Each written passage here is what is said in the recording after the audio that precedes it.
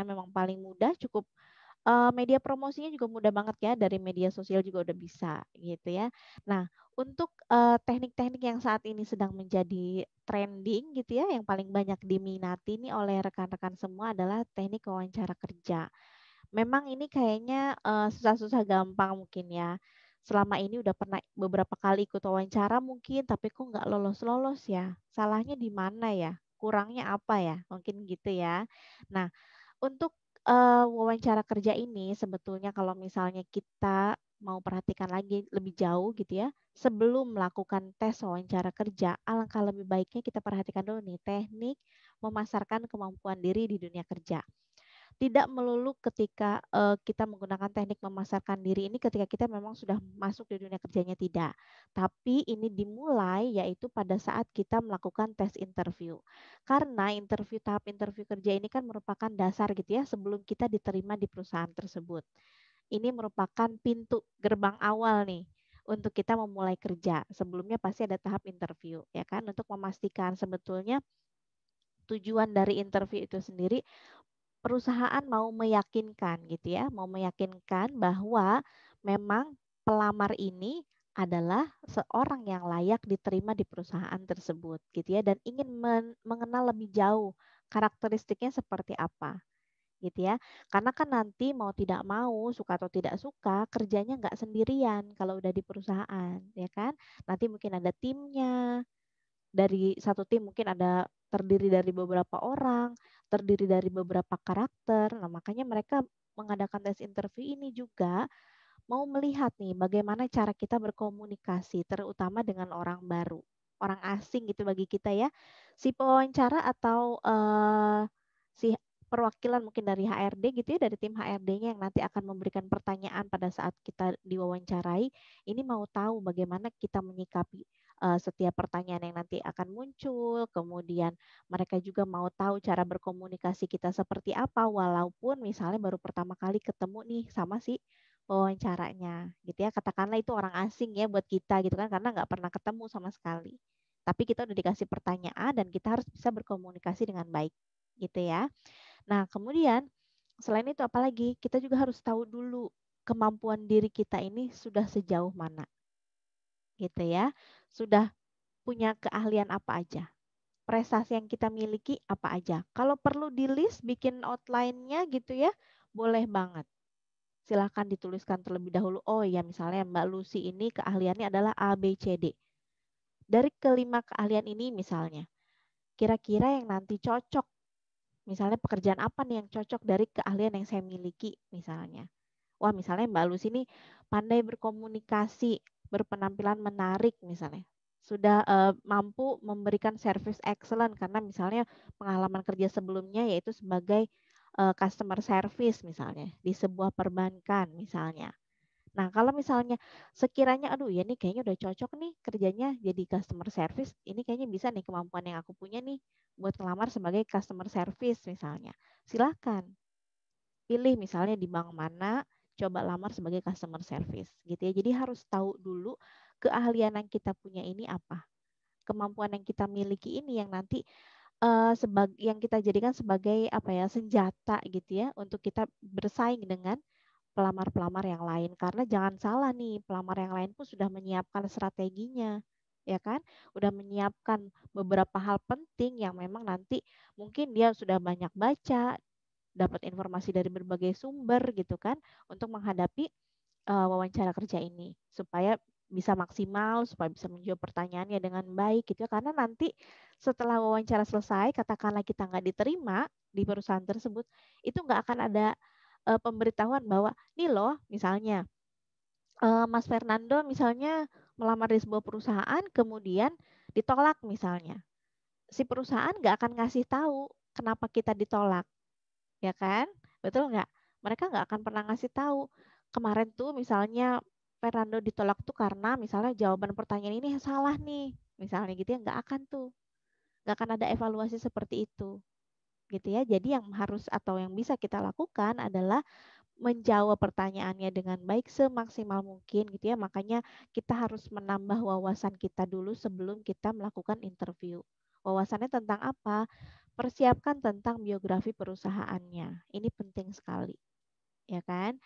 Siapkan biografi perusahaannya. Tapi yang paling penting adalah itu tadi, bagaimana cara kita memasarkan diri kita gitu ya kepada mereka yang baru pertama kali ketemu sama kita. Yang mereka si pewawancara ini cuma taunya dari CV yang kita kasih aja waktu melamar pekerjaan. Gitu kan? Mereka nggak kenal kita. Mereka juga nggak tahu karakter kita seperti apa. Keahlian kita apalagi. Gitu ya, mereka nggak akan tahu itu sebelum nanti pada saat wawancara kita yang ngasih tahu gitu.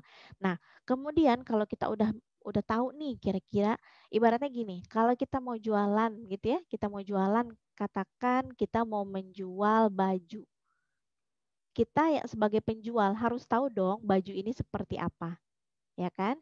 Misalnya bahannya, kemudian jahitannya rapi atau tidak, motifnya apa aja gitu ya, kita harus tahu semua hal tentang produk yang akan kita jual. Nah, pada saat wawancara, kita pun sama sedang menjual ya, sedang menjual diri kita kepada perusahaan. Nah, kita menjual diri kita gitu ya, otomatis kita harus tahu dulu apa nih yang bisa kita jual dari diri kita kepada perusahaan gitu ya.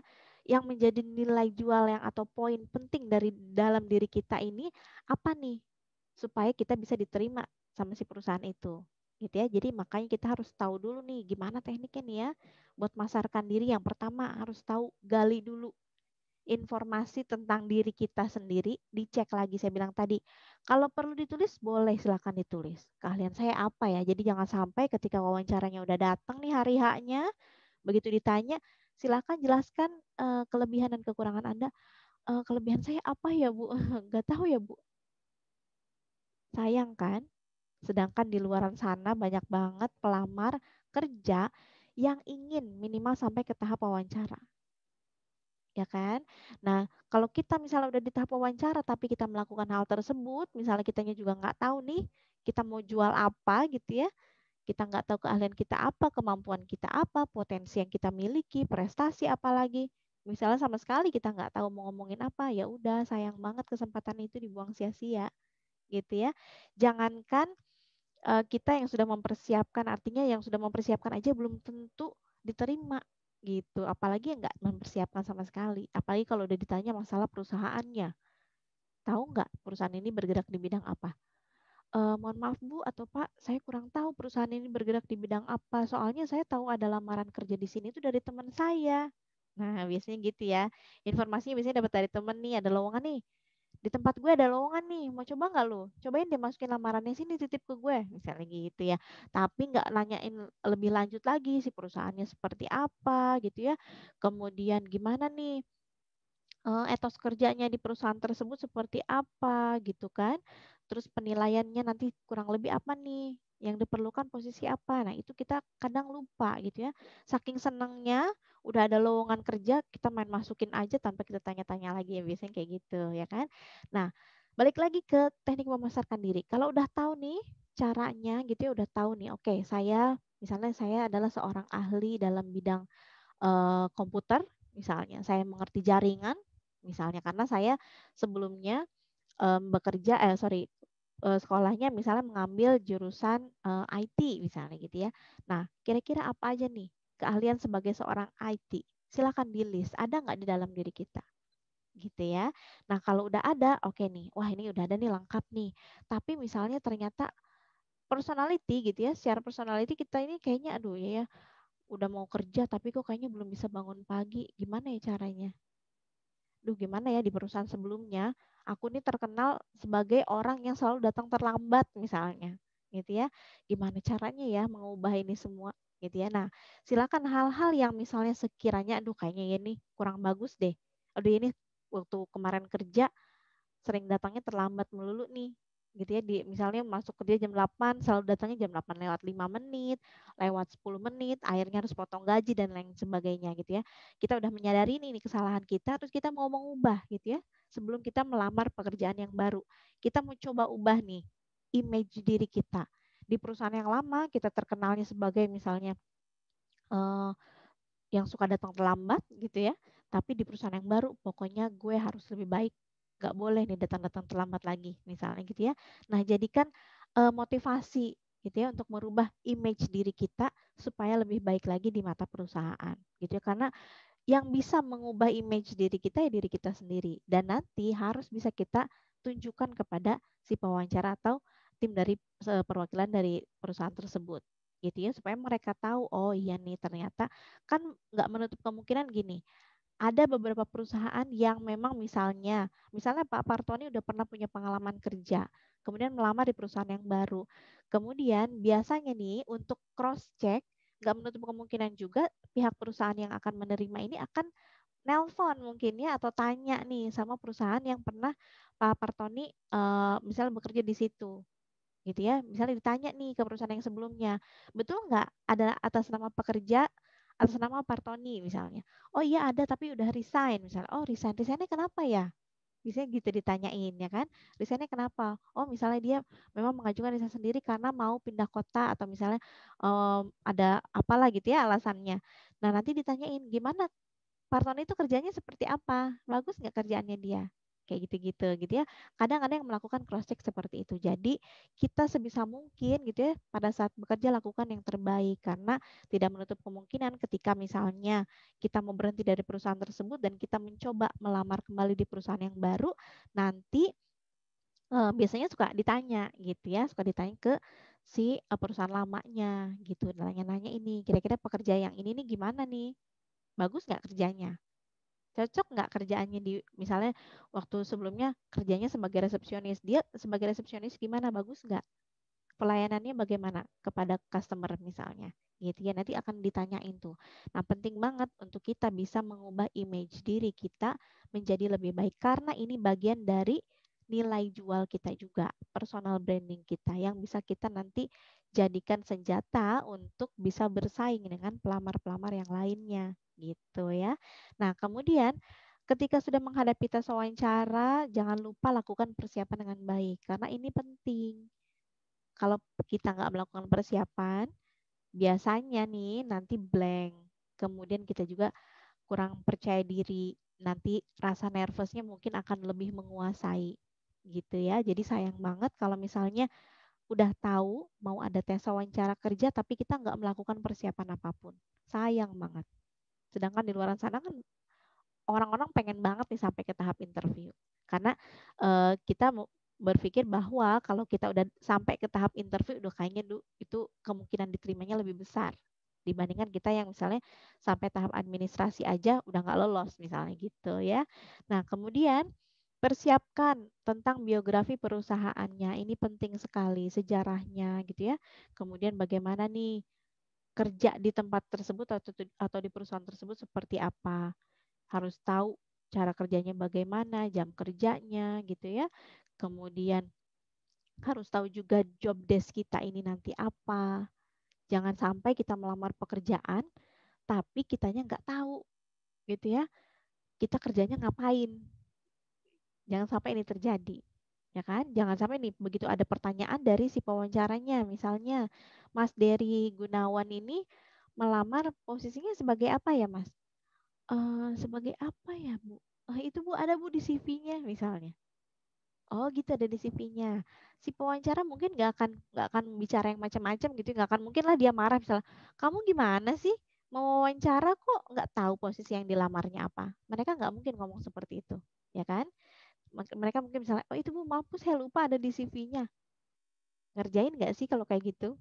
Ya kan? Seolah-olah kan kayak kita kurang siap gitu kan. Nanti si pewawancara mungkin akan memandang kita sebelah mata gitu kan. Wah kayaknya nih cuma mau coba-coba kali ya kerja di sini. Kok dia mau ngelamar kerja di sini tapi kok nggak tahu posisi kerjaannya apa gitu ya kan, bikin bingung si pewawancara juga sebetulnya kalau kayak gini, sebenarnya kamu niat nggak sih kerja di sini gitu ya, apalagi nggak tahu, sampai nggak tahu, jangan sampai deh kalau kita nggak tahu sama sekali gitu ya pekerjaan yang kita pilih apa dan job desk-nya apa, jangan sampai ini terjadi gitu ya. Cari tahu biografi perusahaan, sejarahnya, kalau ada prestasi dari perusahaan tersebut kita juga harus tahu, kemudian harus tahu job desk yang kita lamar ini ngapain aja kerjanya gitu ya. Kalau kita misalnya melamar sebagai admin, kerjanya admin ini ngapain aja di perusahaan itu. Gitu ya, harus tahu dulu. Kemudian jangan lupa latihan berbicara. Karena pada saat wawancara, nanti kita nggak lagi ada tes tulis ya kan? Nanti kita ditanya nih, dikasih pertanyaan dan kita otomatis harus jawab. Nggak mungkin dong misalnya dikasih pertanyaan terus kita, Bu, boleh nggak jawabannya saya tulis? Namanya bukan wawancara ya kan? Namanya tes tulis gitu ya. Jadi persiapkan diri dengan latihan. Latihannya seperti apa? Kan mau wawancara, cuma mau dikasih pertanyaan terus kita jawab. Betul sekali. Tapi latihannya bisa kita lakukan dengan cara mengantisipasi kira-kira nanti pertanyaan yang muncul apa dan kita siapkan jawaban versinya kita seperti apa. At least ketika nanti pada saat kita diwawancara muncul nih pertanyaannya, silahkan ceritakan tentang diri Anda. Wah, ini ada nih waktu kemarin aku latihan, ada juga nih pertanyaan kayak gini, udah tahu nih jawabannya apa. Enak tuh bisa langsung ngomong ya kan, misalnya perkenalkan Ibu, saya dengan Suyanto, Ibu bisa panggil saya Yanto, misalnya saya adalah seorang lulusan dari sarjana ekonomi, saya memiliki keahlian di bidang apa, prestasi yang sudah saya capai apa, misalnya. Dibuktikan dengan adanya sertifikat, dengan adanya pencapaian-pencapaian yang sudah saya lakukan di perusahaan sebelumnya, misalnya. Enak, ya kan? Karena kita udah latihan. Kita udah tahu pertanyaannya apa, dan kita harus menjawab apa gitu. Tapi bayangkan kalau kita nggak ada persiapan sama sekali, kita nggak mengantisipasi kira-kira pertanyaan yang muncul nanti ini apa pada saat wawancara, pasti ada sepersekian menit untuk kita diam dan berpikir. Dan nanti jangan menyalahkan keadaan juga gitu ya, kalau nanti misalnya tiba-tiba hening, cuma diem, kita diem lagi pikir, si pewawancara diem nungguin kita jawab gitu ya. Nah, itu biasanya akan menambah rasa nervous kita. Ya kan? Bayangin coba kalau misalnya si pewawancaranya diem, terus kita diem juga. Begitu ada pertanyaan seperti tadi, silakan ceritakan tentang diri Anda, apa kelebihan dan kelemahan Anda. Terus kita cuma diem dulu, mikir, aduh apa ya kelebihanku apa ya? Apa yang mau aku ceritain ya? Misalnya gitu. Kita diem, ngumpulin jawaban, pewawancara diem, nungguin kita jawab gitu ya. Nah, jadi jangan sampai nih ada keheningan yang terlalu lama karena ini nanti akan membuat rasa groginya, rasa nervousnya itu akan semakin menguasai diri kita. Yang akhirnya nanti gitu ya akan mempengaruhi konsentrasi kita dan kita nanti mungkin jawabannya nanti bisa ngaco nih. Yang ditanya apa, jawabannya apa. Gitu ya, karena kita saking deg-degannya, saking nervousnya. Jangan sampai ini terjadi, gitu kan.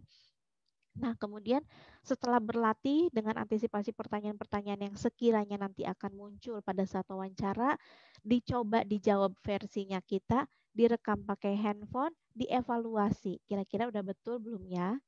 Kalau pertanyaannya seperti tadi, jawabannya seperti apa ya? Gitu ya. Kalau misalnya sudah betul nih, kira-kira kita udah yakin, mantap, oke. Terus dilatih cara berbicaranya, mimik wajahnya, gesturnya, ya kan?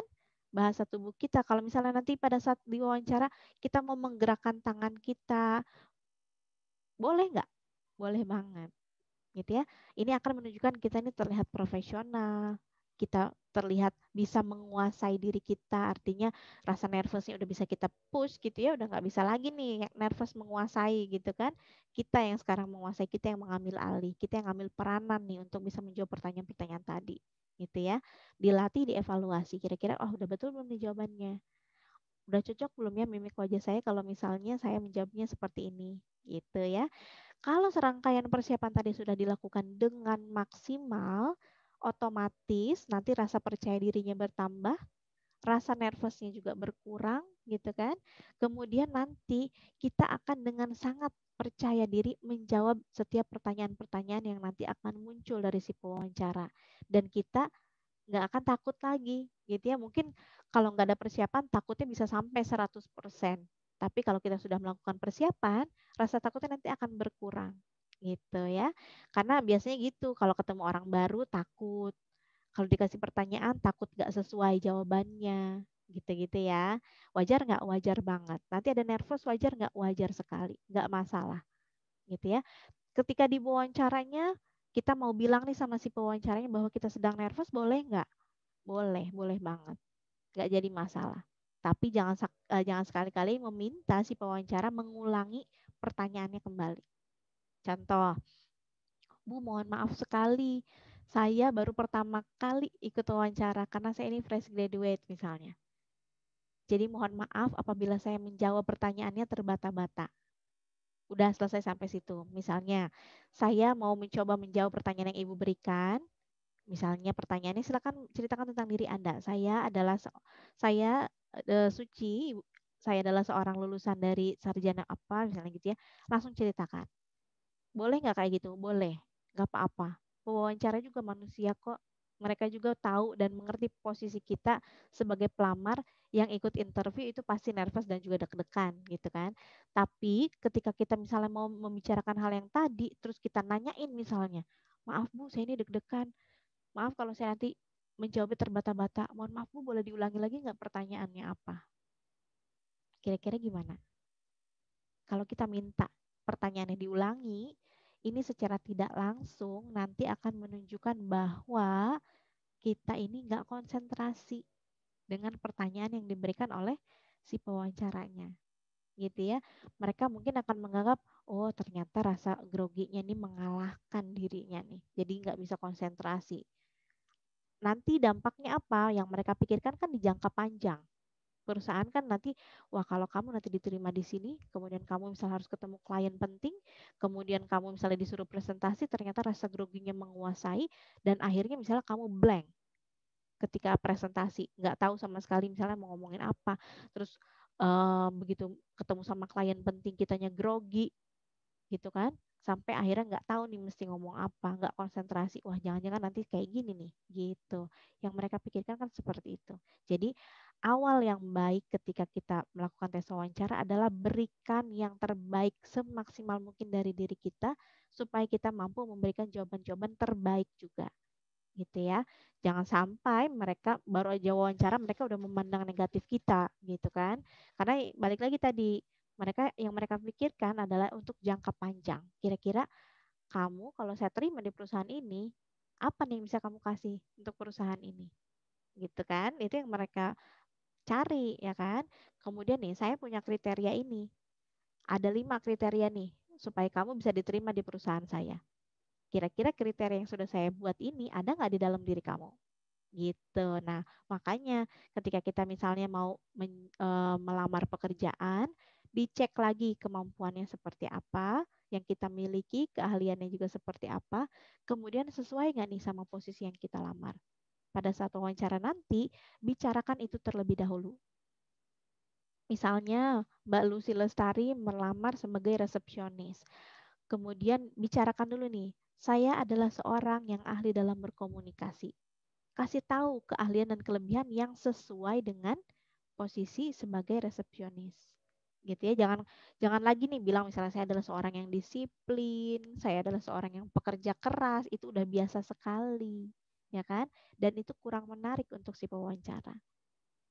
Karena nggak to the point langsung ke kemampuan yang kita punya, ke nilai jual apa nih, gitu kan dari dalam diri kita yang bisa perusahaan beli gitu ya kan. Nah, kemudian nanti pertanyaan-pertanyaannya itu banyak banget ya. Pasti awal sih pasti diminta untuk perkenalan diri gitu ya. Kemudian ditanya ini kekurangan dan kelebihannya apa. Untuk masalah kekurangan boleh nggak dikasih tahu? Boleh ya, boleh sekali. Tapi kalau misalnya kita nggak ditanya, ya udah kita diam aja dulu ya. Jangan kasih tahu kelemahannya. Tapi kalau misalnya mereka bertanya dan mereka menginginkan jawaban dari kita, gitu ya, silahkan kasih tahu kelemahannya apa. Tapi jangan lupa dikasih juga solusinya, gitu ya. Artinya kita harus bisa meyakinkan mereka bahwa kekurangan yang kita punya ini tidak akan mengganggu pekerjaan kita di ke depannya gitu. Karena yang mereka khawatirkan adalah ketika kita punya kekurangan, khawatirnya kekurangan kita ini nanti akan mengganggu pekerjaan kita gitu ya.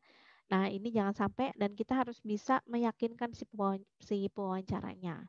Katakanlah misalnya Mbak Reska ini kelemahannya adalah misalnya pelupa. Tapi Ibu nggak usah khawatir atau Bapak tidak usah khawatir. Saya sudah melakukan berbagai cara supaya saya mampu mengatasi rasa atau pelupa saya ini. Dengan cara saya menyiapkan catatan, buku catatan kecil ini misalnya selalu saya bawa kemana-mana. Hal-hal yang penting akan saya tuliskan di sini misalnya.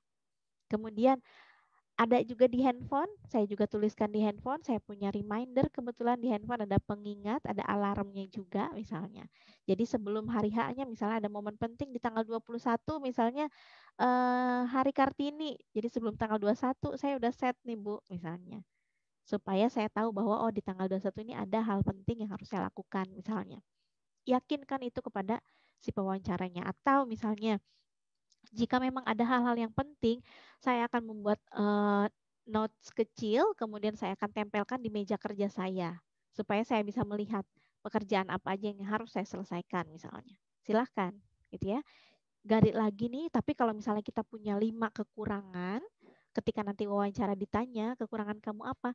Nggak usah dikasih tahu 5-5-nya, gitu ya. Pilih salah satu yang sekiranya kita mampu menghandle itu dan kita punya solusi atas kekurangan kita gitu ya. Jadi jangan sampai misalnya ya Bu saya ini orangnya nggak bisa bangun pagi, udah gitu saya tuh pelupa, terus saya tuh nggak bisa Bu kerja di bawah tekanan, terus saya tuh cepat stres Bu orangnya misalnya. Kita cuma ngasih tahu itu aja tanpa ada solusinya, sayang banget. Karena itu nanti akan menjadi bumerang sebetulnya buat kita gitu ya. Kalau kita ngasih tahu kekurangan tapi tanpa ada solusi. Jadi harus ada solusinya ya. Dicek lagi, makanya di awal saya bilang cek lagi nih kemampuan yang kita punya ini apa, kemudian cek juga kekurangannya apa, dituliskan, kemudian cari tahu solusinya apa. Gitu ya. Nah, selanjutnya pertanyaan yang lain juga biasanya yang muncul itu masalah gaji gitu ya. Gaji juga biasanya kalau misalnya beberapa perusahaan ada yang to the point langsung ngasih tahu gajinya, ada juga yang cuma kasih kisi-kisi aja gajinya berapa misalnya gitu ya, atau juga sama sekali nggak membicarakan gaji. Mungkin ada di sesi berikutnya gitu ya, ada untuk sesi nego gaji misalnya gitu ya, setelah tahap interview ini lolos misalnya. Itu juga ada. Jadi tergantung dari perusahaannya. Tapi ketika nanti apalagi kita sebagai fresh graduate gitu ya yang baru lulus belum punya pengalaman kerja, untuk masalah gaji ini jangan sampai kita membicarakan nominalnya terlebih dahulu gitu ya. Jadi jawabannya kasih yang cukup standar dan ini udah umum banget nih ya. Dijawabnya misalnya untuk gaji saya serahkan lagi kepada perusahaan. Karena perusahaan yang berhak menentukan besaran gaji untuk setiap karyawannya mungkin berdasarkan dari background pendidikannya, dari kinerjanya, atau mungkin dari apa gitu ya. Nah, silakan nanti dikasih tahu. Jangan sebutkan nominal. Begitu ditanya, ini gajinya mau berapa, Mas Agus Heri? Ya Bu, kalau bisa 10 juta aja Bu 1 bulan misalnya. Boleh nggak ngomong gitu? Ya silakan aja. Tapi ya paling nanti itu menjadi catatan buat mereka. Oh ternyata ini udah berani nih ngomongin masalah gajinya nih gitu ya. Tanpa padahal kita misalnya fresh graduate dan kita juga belum bisa membuktikan nih. Kira-kira nanti kontribusi yang bisa kita berikan untuk perusahaan ini sampai mana gitu ya. Jadi jangan sampai nih kalau misalnya masalah gaji kalau kita biasanya pekerjaan kita misalnya udah punya pengalaman sekitar 10 sampai 15 tahun, biasanya suka diminta memang ya nominal gajinya, nego gajinya berapa nih? Sekitar 15 juta, 20 juta atau berapapun gitu ya. Tapi kalau kita misalnya yang belum punya pengalaman di atas 10 tahun, biasanya untuk ditanyakan masalah gaji ini kayaknya masih apa ya? eh, agak tabu mungkin gitu ya untuk membicarakan nominalnya gitu ya. Kalau misalnya kita tahunya mengenai gaji itu berdasarkan UMR, silakan bicarakan yang saya ketahui gajinya adalah sesuai dengan UMR. Nah, udah cukup sampai situ. Tapi jangan lupa, ketika nanti muncul pertanyaan-pertanyaan yang diberikan oleh si pewawancara, kita harus menjawab pertanyaan tersebut dengan penuh keyakinan. Harus fokus sama pertanyaannya apa, konsentrasi gitu ya. Jadi jangan sampai ketika menjawab pertanyaan dari pewawancaranya, kitanya sendiri ragu-ragu itu apalagi masalah gaji. Kamu tadi bilang gajinya di sini sesuai dengan UMR. UMR di kota ini kan kecil loh. Kamu mau? Di sini kan di kota ini misalnya UMR-nya cuma 2 juta loh. Emang cukup ya 2 juta buat 1 bulan? Misalnya dikerjain kayak gitu tuh sama si pewawancaranya, dijebak nih ya kan. Nah, kita jawabnya kayak gimana? Tetap yakinkan diri kita. Kalau memang kita ya udah pokoknya saya bersedia mau digaji berapapun misalnya gitu ya. Artinya yang masih masuk akal ya, misalnya sesuai dengan UMR 2 juta. Oke, saya udah tahu UMR di kota ini memang 2 juta. Silahkan dijawab, "Ya, Bu, saya sudah tahu untuk nominalnya kurang lebih 2 juta untuk UMR-nya dan saya bersedia." Udah cukup tuh sampai situ. gitu ya. Jadi jangan menimbulkan keraguan-raguan. Misalnya pasti pewawancaranya ngomong kayak gitu, terus kita juga kepancing misalnya, oh emang 2 juta ya Bu? Oh saya kira tuh di sini UMR-nya sama dengan kota saya 3 juta misalnya. Ternyata di sini 2 juta ya Bu ya. Oh kalau 2 juta kayaknya nggak cukup ya Bu. Ya udah deh Bu, saya mengundurkan diri aja misalnya gitu ya. Nah ini sebetulnya silakan aja ya. Balik lagi ke kebutuhan diri kita masing-masing. Kalau mau kita kira cukup 2 juta ya silakan diambil pekerjaannya. Kalau misalnya menurut kita, aduh kayaknya terlalu kecil deh 2 juta, silakan. Balik lagi ke rekan-rekan sendiri ya, kebutuhannya bagaimana gitu. Nggak bisa juga nih saya bilang, pokoknya harus sesuai dengan UMR. Pokoknya kalau misalnya diomongin kayak gitu harus diterima pekerjaannya, tidak juga. Saya kembalikan lagi kepada diri rekan-rekan masing-masing, kebutuhannya sampai mana gitu ya, yang diperlukannya bagaimana. Itu ya.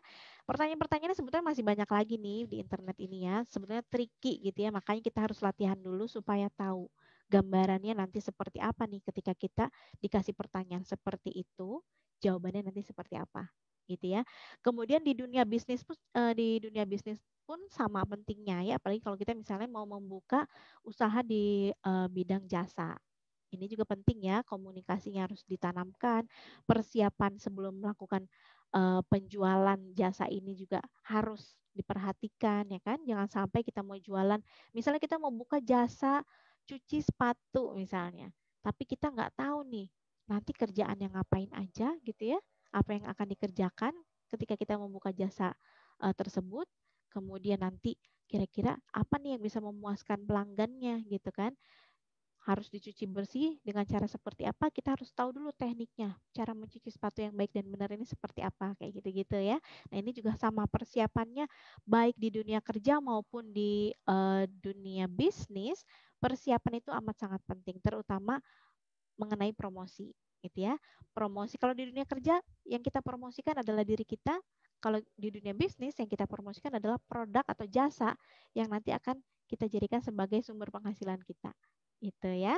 Sebelum saya tutup, saya mau ingatkan dulu mengenai centang hijau nih untuk rekan-rekan yang misalnya sudah membuka aplikasi gitu ya, sudah mengerjakan tapi belum juga muncul centang hijaunya, boleh silakan nanti dicoba kembali gitu ya, diulangi lagi.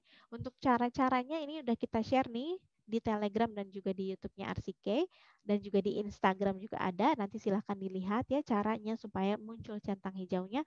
Karena centang hijau ini amat sangat penting kalau semuanya sudah muncul centang hijaunya dari kolom 1 sampai nomor terakhir, ini nanti sertifikatnya baru keluar. Tapi kalau misalnya centang hijaunya nggak muncul semua, sertifikatnya nanti belum tentu keluar gitu ya. Karena sertifikatnya yang paling penting kan, ya nggak? Nanti untuk sertifikat ini masuk ke dashboard ini sekitar 7 kali 24 jam. Kalau misalnya sudah sampai batas waktu tersebut ternyata sertifikatnya belum masuk juga ke dashboard kita, silakan hubungi pihak manajemen prakerjanya. Gitu ya. Silakan ditanyakan karena untuk penerbitan sertifikat ini merupakan kewenangan dan kebijakannya dari pihak manajemen prakerja. Pihak kami atau RCK hanya menyediakan atau sebagai penyedia jasa pembelajarannya saja.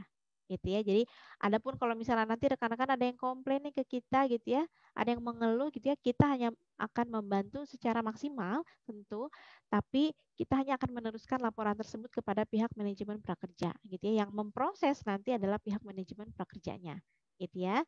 Nah, kemudian ada informasi juga mengenai beasiswanya RCK ini. Rekan-rekan bisa ambil 4 judul aja communication seriesnya RCK dari ke-9 judul yang sudah saya bacakan di awal tadi ya waktu pembukaan. Ambil 4 judul aja nanti rekan-rekan sudah bisa ikut beasiswa RCK. Ini nanti ada kelas online bahasa Inggris gratis. Kemudian nanti juga ada rewardnya yaitu berupa laptop atau notebook ya sebagai penunjang belajar online. Lalu ada juga handphone, voucher, kuota, dan yang lain sebagainya. Silakan nih, boleh banget diintip di IG-nya RCK ataupun di Telegram kita. Gitu ya. Terima kasih banyak nih atas waktunya sudah mengikuti webinar kali ini. Silakan di screenshot terlebih dahulu, tapi harus dinyalakan dulu kamera depannya supaya wajahnya terekam dengan baik. Di screenshot harus ada wajah rekan-rekan, harus ada wajah saya.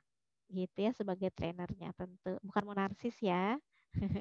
Silakan dinyalakan kamera depannya, di screenshot, simpan baik-baik screenshotnya.